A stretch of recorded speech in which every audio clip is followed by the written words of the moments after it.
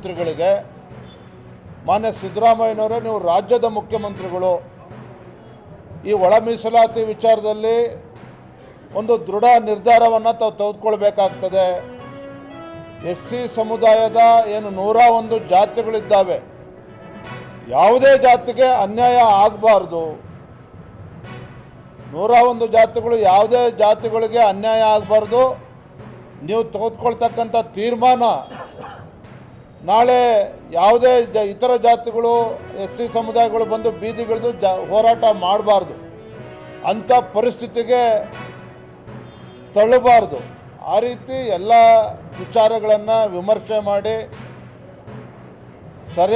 ಸರಿಯಾಗಿರ್ತಕ್ಕಂಥ ತೀರ್ಮಾನವನ್ನು ರಾಜ್ಯದ ಮುಖ್ಯಮಂತ್ರಿಗಳು ತೆಗೆದುಕೊಳ್ಬೇಕು.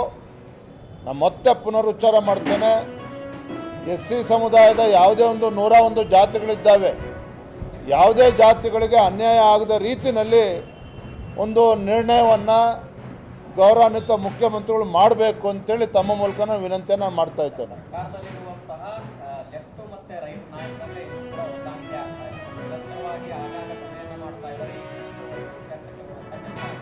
ಇದೆಲ್ಲ ಗೊಂದಲ